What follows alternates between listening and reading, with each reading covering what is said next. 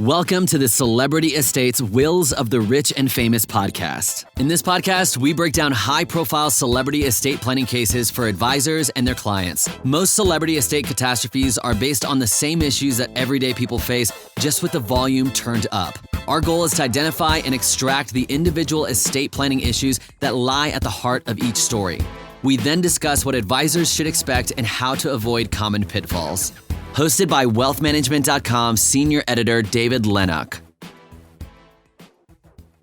Hello, everyone, and welcome to the latest episode of WealthManagement.com's Celebrity Estates, Wills of the Rich and Famous.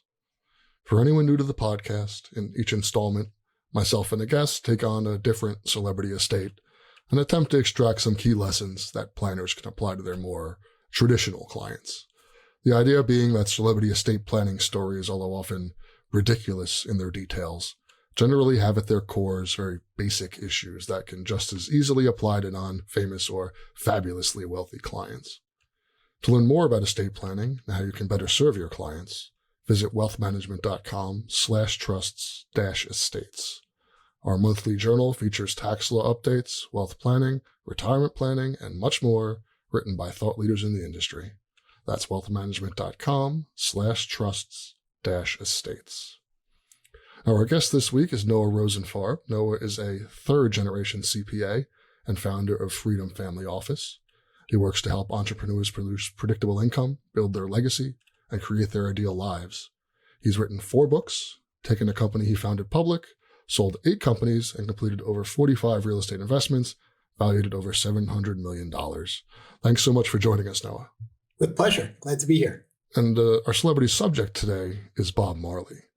The legendary Jamaican singer, songwriter, and guitarist is considered one of the pioneers of reggae and renowned for his distinctive vocal and songwriting style. He drastically increased the visibility of Jamaican music worldwide and became a global figure in popular culture. He sadly died on the 11th of May, 1981, at the young age of 36, when a melanoma that started in his toe, apocryphally from kicking a soccer ball 4 years earlier, eventually spread to his lungs and brain. He left behind a wife and 11 children and an estate worth roughly $30 million at the time. It took nearly 30 years to ultimately settle that estate. See, Marley didn't write a will, claiming it was against his Rastafarian religion. So when he died, his estate had to follow the intestate laws of Jamaica, which give 10% of his assets to his wife, along with a 45% life estate. And his 11 kids were then left the remaining 45% divided equally. None of them were entitled to his rights to his name or image. And during probate, it was discovered that Marley's attorney and accountant had convinced his wife to forge Marley's signature on a number of documents supposedly written before his death that were not. This was done in an attempt to move the majority of the estate to her control. Lawsuits obviously ensued, claiming that $13.4 million had been moved, and the accountant and attorney were found guilty and forced to pay back $6 million. The wife wasn't found to be responsible, but she was removed as trustee of the estate. Eventually, after much litigation, Rita Marley and Bob's children gained significant control over his estate through the company Tough Gong International, named after his famous personal record label, and they now manage it. Quite successfully, in fact. Since Marley's passing, his estate has grown exponentially. Through music royalties, licensing deals, and various business ventures, it's now valued at over $500 million. It earns millions annually from album sales, streaming services, and partnerships with major brands. Noah, for many, writing a will is synonymous with estate planning, but if, for example, you're barred from writing a will due to religious beliefs, it still doesn't mean you can't engage in fairly comprehensive plans. What are some of the main goals of an estate plan and some of the more effective tools available for high net worth individuals, beyond the simple will? I think the main goal is to figure out how you want the assets you've accumulated during your lifetime to be utilized after your death. And that goal could be accomplished, obviously, through a will, but more often, especially for wealthy families, it's done through the use of a trust. And we could get into the different types of trusts that families use and how they could be helpful, and happy to share some stories as well about clients and the trust that I've helped them create, as well as the trust I've created for my family. Yeah, absolutely. I think the best place to start is, what's the difference between a will and a trust? So a will is going to govern all of the assets that you own at death.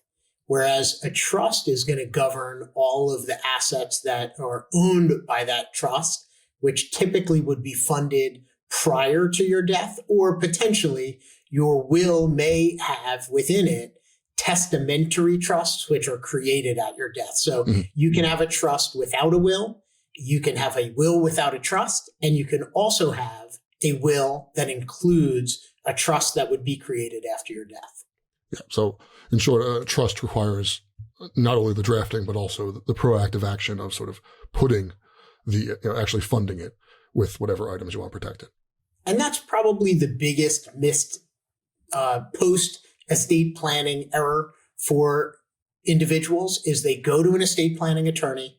The estate planning attorney drafts them properly, written documents, including a will, oftentimes a revocable living trust, and that revocable living trust would become irrevocable at their death, but they never title their assets into the revocable living trust. And so that trust document, which they paid to have created, never actually does what it was intended to do, because the person that went to that lawyer didn't really understand what they got and what they had to do afterwards. Yeah, because the favorable tax treatment sort of granted by trusts is kind of predicated on giving up some element of control of the assets, right? So if you don't ever actually give up the assets by putting them into the trust, then it can't protect them. Correct. And another misconception that a lot of the people I interact with have is they have their revocable living trust and they believe that's going to protect them from estate tax. But the only time that your estate tax would be impacted is if the trust is irrevocable, irrevocable, where you cannot revoke it and you do give up some sense of control and access to the assets that are in that irrevocable trust. So you mentioned the estate tax, Noah. We just had an election. It seems that every 4 years the estate tax becomes a huge issue and then is immediately forgotten by the entirety of the country. How much of an issue really is it for most clients? Is it something that really needs to be put into planning, or is it sort of, with the exemptions where they are, is it something that can be largely ignored? I say the estate tax is an optional tax. You can decide whether or not you want to expose your family to it. And the reason is that we don't know when we're going to die. And so, as you referenced, we don't know what the estate tax laws will be at the date that we die. And so if we have a plan to be wealthy, we can have an assumption that the government's going to want to take some piece of whatever it is that we leave behind. In today's environment, 2025, if we die with $14 million individually, $28 million for a couple, we're not going to pay any estate tax. And so the number of people that are dying in 2025 that face an estate tax is de minimis. But next year, if we don't do anything to the law, that number is going to go down to 7 million per person, 14 million for a couple. And still, relatively few people will be impacted by the estate tax. But what if it drops to 0 in the future? And what if you want to protect your family from having to pay any estate tax? Well, you could do that today. Well, what are some of the ways we could do that? And then also, just before we get into that, you mentioned that you can choose whether to pay it or not. I mean, why would you ever choose to actually be exposed to the estate tax? Is there a reason? I think most people, 50% of successful business owners do not have a will, which by default also means they probably do not have a trust. It's highly unlikely. And so, like many things in life, not everyone is willing to do what it takes to plan for something in advance. Even successful entrepreneurs, even people with families, even people that say they care about their kids or they care about their family, they may not take the time to invest their attention and their money with an estate planning attorney to get them the documents that they need. So the optionality is, if you focus on this area, you can avoid the estate tax. And if you do nothing, then you're potentially exposed again, depending on the value of your estate. So then, as you mentioned, there are certain techniques that you can use to sort of avoid exposure. What do some of those look like? I would say the most common strategy today for married couples is referred to as a SLAT, S-L-A-T. And that stands for Spousal Lifetime Access Trust. This is what I did for my wife. And the reason I did it, and the reason it's so commonly utilized, is because despite me no longer having access to the assets in that trust, my wife has access. And so as long as we remain married and as long as she remains alive, all of those assets are still there to benefit the family that we have. And if she predeceases me, then I would lose access to those trust assets. But my plan is to go on family vacations with my kids and hopefully in the future, my grandkids. Well, that trust could still pay that expense. Or in the future, I would like to help my children, purchase a home or buy a business. And that trust could be used to, provide them with those distributions, even if my wife predeceases me. So while I may not have total control and total access to those assets, I still have a higher level of access and control than other trust structures where both my wife and I would give up total access. And that, of course, is predicated on actually having a spouse. Yeah. Correct. No doubt about it. Can't have a SLAT without a spouse. Though one of the structures that is often used for, a single taxpayer is if their parents are alive, their parents may set up a trust for their benefit. And through some complexity, they can take their assets and contribute them to that trust. And therefore, they would still have the ability to access that trust during their lifetime, as long as their parents were in a position to seed that trust with the initial deposit. Interesting. Well, it seems, as part of, a meta aspect of the SLAT, and I think you'll mention some further trust where this also comes up, that a lot of the success of these techniques is predicated on having a pretty decent relationship with your family still. The kind of things kind of fall apart if you've pissed your wife off and she doesn't want to help you out and doesn't want to listen to what you want to do with the money, then you really have lost control. That can happen. And so you want to be sure, especially when using these SLAT structures, that if there is the potential for divorce in that family, and of course there's always potential in every family, that you have fairly divided the assets, perhaps into two slats. So in my case, my wife has a slat, I do not. But in most cases, and for most of our clients, we're setting it up where the husband's the beneficiary of a trust that his wife structured for him, and the wife is a beneficiary of a trust that the husband set up for her. And while they may be not reciprocal by law, they can't be identical. Oftentimes, they're very similar, and they contain a similar value of assets, at least at inception. Interesting. So is it as simple as that? Just all the assets go into a slat and you're good?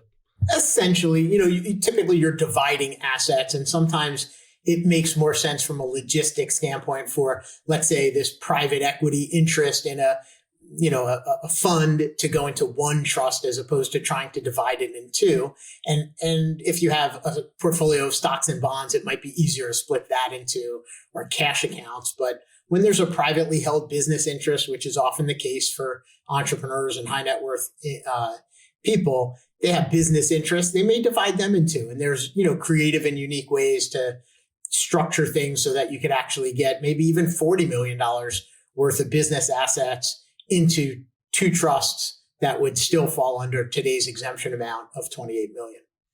Interesting. So what are the types of trusts you sort of commonly use in this regard? I would say the SLAT is the most commonly used. Probably next would be, and it's been phased out more lately, were GRATs, grantor retained annuity trusts. And those trusts, I'll give you an example. I had a client who was selling his business in 2018. Before the transaction, he gifted an interest in that business to a grantor retained annuity trust, which meant that although eventually the business was sold and $15 million went into the trust, he didn't actually use any of his lifetime exemption amount, the $14 million per person that I've referenced. He didn't have to use any of it because the way the GRATs work is you deposit an asset and the trust will repay the value of that asset to the grantor over a period of time. And so in his case, maybe I'll use round numbers. When he contributed that interest, it was worth $1 million. Over the 5 years before he sold the company, he received back $200,000 a year plus interest. So at the end of 5 years, he was totally repaid, and the interest sat in the trust, even though it was worth $15 million. And then when it became liquidated, all that money was held inside that trust, and he still had his credit exemption available to him. Mm-hmm. Yeah, the grantor trust, you're kind of making a bet that you're going to exceed a certain rate effectively, right? You're going to be able to jump that hurdle to Correct. maintain, get the actual benefits from it. No doubt about it. So is it all, legal documents then, or are there sort of other, aspects of an estate plan that are sort of essential here? I think the biggest question mark when developing your estate plan isn't necessarily how do I get the money to my beneficiaries tax efficiently. That's what most professionals focus on because we could quantify the return on investment to the client of investing their resources in developing a plan. But when you look at the data around outcomes and, the common phrase, shirt sleeves to shirt sleeves in 3 generations, or if you're in Holland, it's clogs to clogs, or in Vietnam, it's rice paddy to rice paddy. The reason that families lose wealth over generations is unrelated to the planning that they did for tax savings.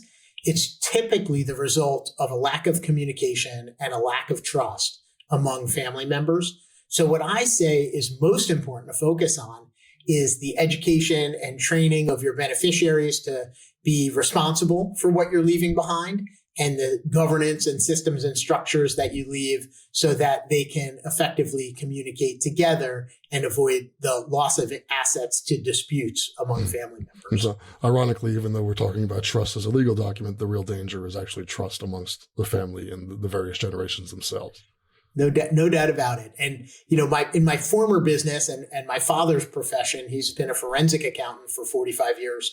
We handled disputes over money many times with siblings fighting with one another, parents and children, first cousins, aunts and uncles. And fights over money can typically be prevented by disclosure before an event. So one of the main things we encourage people to do is discuss their estate plan with the people they care about before they die. And most often this is an issue when there's a disproportionate split of assets among family members. So we often see, mom or dad is leaving more to one sibling over another, and they don't say anything about it. And then that fractures the family because the recipients have animosity towards one another. Yeah, it's always funny, how so often disputes over money aren't really over money. Like the money is what they've chosen to be the battleground, like the sort of the impetus of their fight. But like what caused this fight is something else. It's, maybe you don't care, you don't necessarily need the 10 grand or whatever the difference is in the two, pots that were distributed. But, the idea that mom and dad would, favor my sibling over me with, what does this mean? We haven't talked about this. The imagination when you haven't taken the time to explain it, and then when the person who is dead is not there anymore to explain the rationale, really lets people's imaginations run wild and go to sort of the worst possible places. And often one of the worst possible places is when you have a disproportionate share going to a caregiver of an elderly family member. And what often happens is the siblings or whomever else thinks they should have benefited say, oh, they forced them into it and they swindled them. And, the only reason they were taking care of them was to get the house or to get the money. And, if the person that was being cared for had the courage to share with their family members what their plan was, a lot of that grief could be avoided. It all comes down to communication. I joke basically every episode, no matter what our actual topic is, the answer is just communicate better. And that I should just change the name of this to the Celebrity Communication Podcast. And that's what we should just talk about, like the Talk to Your Kids podcast. Because really that is the answer to so many of these. Like there's always bad actors out there. That's not something that any number of legal documents could completely eliminate. But, there's so many simple ways to head off problems by just sort of talking amongst yourselves and amongst the generations and explaining sort of, this is what my intent is, so that even if necessarily like the documents don't exactly even, prove that intent, like people at least know what you were going for. Whereas, they're not just left to sort of try to interpret it from, the written word and sort of unreliable memories of your lives together. So one of the things that I did to that point is my children are young right now. They're 18 and 14. But at the time that I created that SLAT and ever since, I've discussed with my children what the provisions are that are contained in there. And in large part, it's because my philosophy, based on my experience, is that my kids should have a leg up based on the success that I've achieved, but I don't want them to have a handout. And so my documents, unlike essentially every other document that I've participated in drafting, does not include a provision where my kids will get a lump sum at a certain age or upon a certain milestone. And that is highly unusual, but I wanted that provision because I didn't think my kids should become wealthy because I am. I wanted them to, work. If they want to be wealthy, I'd like to support them in their achievement of that goal through my network and through the opportunities that I could help create for them, and through some financial support where we'll help them buy a business and help them buy a house, and we'll help them pay for certain expenses, and we'll help them go on vacations together. But I wanted them to have clarity that the things that my estate plan will do and this trust would do are really the things that their mother and I want to do, assuming we're alive. And the goal is that we should be alive and be able to support them during our lifetime in the way that we want. And of course, after death, which we hope is very far away, they shouldn't be in a position to need our assets. And we want our assets to go to the causes we care about and for them to help distribute them to those organizations. It's a very interesting way to look at it where, you're including sort of the lifetime of advantage that you offer them while they're growing up as part of sort of what I'm giving you. It's not just, the estate. It's not just this number at the end. It's the totality of the entire experience that our family has had together. And that this is, you've had these, advantages just by virtue of being in this family, necessarily. And, you've been able to, go to school and not care about certain things that other people wouldn't have to care about. And the goal for me, and I think for most families that I speak with, their goal is not to have, kids that are what most would call trust fund babies, right? Yeah. That is not a positive image. Yet people set up their documents time and time again where they're creating trust fund babies, usually not for their own children, potentially for their children's children, or even more so for their great-grandchildren. Where do you fall? I'm just curious. This is a question I ask a lot of guests on that idea of telling the children how much wealth the family has or how much they would stand to inherit. I know I've heard every answer along the spectrum there that, don't tell them at all or tell them as soon as possible so that they can be educated about it. Where do you fall on sort of that one? I think there's an evolution of that dynamic with family members. So usually we start with facts, not figures. Mm-hmm. So most kids at some age are, aware of their privilege. And certainly we're, as it relates to this conversation, we're talking about families that have achieved financial success that's often displayed, that meme, you may not know that I won the lottery, but there will be clues. And, if you live in a large home and you go on fancy vacations and you fly in the front of the plane or you take a private plane or you have your boats, there are clues that your family may have achieved more financial success than others. And so you can talk to your family members about it in general terms. You don't have to give them necessarily the figures, but give them the facts. We've achieved success. This success is an element of either my hard work or my father's hard work or my grandparents' hard work, however you've come into your good fortune. And I find the earlier you do that, the easier the conversations can become, because the kids, when you crack the door open, their curiosity is innate. Mm-hmm. They want to know. And usually the reason they're not asking questions is because they feel like it's a taboo subject. So if you can crack the door open, that enables the children at their different capacities, their different levels of interest, to be able to inquire. And then the next area that I would say I've found to be helpful and I encourage clients to consider is giving age-appropriate responsibilities to the family members. I referenced before the client that sold his business and deposited $15 million into this GRAT, which then were distributed to his 3 daughters. Each daughter now having $5 million in a trust. I was the trustee for those trusts. And one of the things I worked on with these girls who were then in their early to mid 30s is, how do you want to manage this money? And the goal, especially with the planning with the parents, was, look, if you can give your kids each $5 million in their 30s, hopefully you will be alive for the next 2, 3, or maybe even 4 decades to watch how they utilize this wealth, watch how they invest this wealth, be there as a sounding board for them.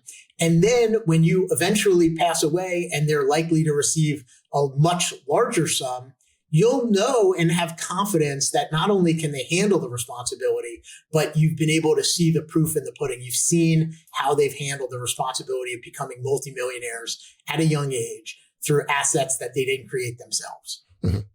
Yeah, I think both of those are important points. That this idea of like action early is sort of the key to sort of a successful plan often, which is really hard for a lot of clients to wrap their heads around, because obviously we're talking about money and death, and those are just like the scariest possible things other than like public speaking for people. So, it's hard to bring these things up, but as you mentioned, once you crack that door and start just doing a little bit, then oftentimes these things can snowball, and the family, as a practitioner, you can only have a checklist that runs down so many things and cuts off so many possibilities. Like you can't cover everything about every individual family, and it's just not possible. But the family can sort of, even if not on purpose, kind of do it. Once you sort of get them having these conversations, they'll uncover all manner of problems that you as the practitioner never could have anticipated because they're just so specific. So that's why it's important just to do these things early, so that you can actually give that time, that ball that you start, time to roll downhill, and actually these conversations time to actually bear fruit, as opposed to having like these deathbed conversations where it's like, okay, well, great, we confessed all this stuff, but now we don't have time to do anything about it. Yeah, Tom Deans, who wrote Willing Wisdom, he really says in a provocative way that if you care about your family, you should be doing this planning. And the planning doesn't just mean writing the documents, it means having the discussion.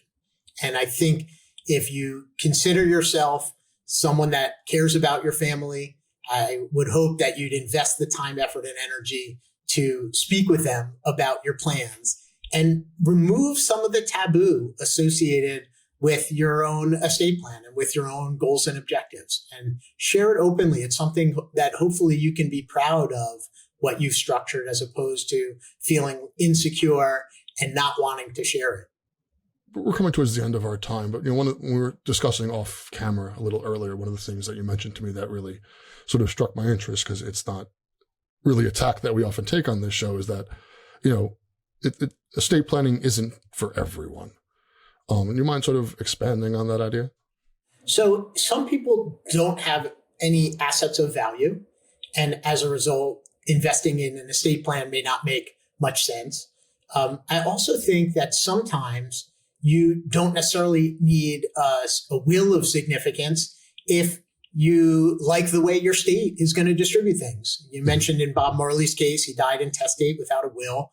The country of Jamaica had a plan for him, 10% to his wife, a 45% life estate, and 45% outright to his children. And each state that an American lives in has a default plan. And that default plan includes a division that would go to their spouse, to their siblings, to their children, to their parents, based on the composition of their family at the time of death. And so if you find that the state's provisions are acceptable to you, and you don't plan to do any of the planning to take assets out of your estate and either put them into a revocable trust or an irrevocable trust, then you could rely, because you're going to go through probate. Your family that's left behind is going to have to take your estate through the probate courts, and the probate courts will divide it in accordance with the state's provisions. And if you agree with those provisions, then there you go. You don't have to do any more work.